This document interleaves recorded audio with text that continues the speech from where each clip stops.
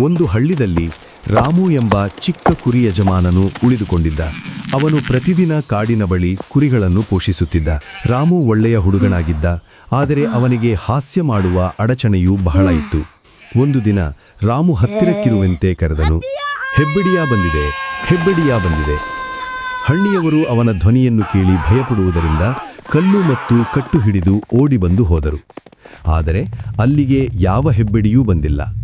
ರಾಮು ಹೆಚ್ಚು ನಗುತ್ತಾ ಹ ಹಾ ಎಂದು ನಗುತ್ತಿದ್ದನು. ಹಳ್ಳಿಯವರು ಕೋಪಗೊಂಡು ಹಿಂತಿರುಗಿದರು. ರಾಮು ಈ ಹಾಸ್ಯವನ್ನು 2-3 ಸಲ ಮಾಡುತ್ತಿದ್ದ. ಪ್ರತಿಯೊಮ್ಮೆ ಹಳ್ಳಿಯವರು ಓಡಿಬಂದು ಆಗ ಭೇದನೆಗೊಂಡು ಹಿಂತಿರುಗುತ್ತಿದ್ದರು. ಹಂತ ಹಂತಕ್ಕೆ ಜನರು ರಾಮು ಹೇಳುವ ಮಾತಿಗೆ ನಂಬಿಕೆ ಇಡದೆ ಹೋದರು. ಒಂದು ದಿನ ನಿಜವಾಗಿ ಕಾಡಿನಿಂದ ಹೆಬ್ಬೆಡಿ ಬಂದಿತು. ರಾಮು ಭಯದಿಂದ ಕೂಗಿ, ಹೆಬ್ಬೆಡಿಯಾ ಬಂದಿದೆ, ಸಹಾಯ ಮಾಡಿ. ಆದರೆ ಯಾರೂ ಬರಲಿಲ್ಲ. ಎಲ್ಲರೂ ರಾಮು ಮತ್ತೆ ಸುಳ್ಳು ಹೇಳುತ್ತಿದ್ದಾನೆಂದು ಭಾವಿಸಿದರು. ಹೆಬ್ಬೆಡಿಯು ಹಲವಾರು ಕುರಿಗಳನ್ನು ಹಾನಿಪಡಿಸಿ ಹೋಯಿತು. ರಾಮು ತುಂಬಾ ದುಃಖಿತನಾದನು ಮತ್ತು ತನ್ನ ತಪ್ಪು ಅರಿತುಕೊಂಡನು. ಅವನು ನಿರ್ಧರಿಸಿದನು, ನಾನು ಮತ್ತೊಮ್ಮೆ ಸುಳ್ಳು ಹೇಳುವುದಿಲ್ಲ. ಲರ್ನಿಂಗ್. ಸುಳ್ಳು ಹೇಳುವುದರಿಂದ ನಂಬಿಕೆ ನಾಶವಾಗುತ್ತದೆ ಮತ್ತು ಸತ್ಯವನ್ನು ಹೇಳುವುದು ಸದಾ ಉತ್ತಮ.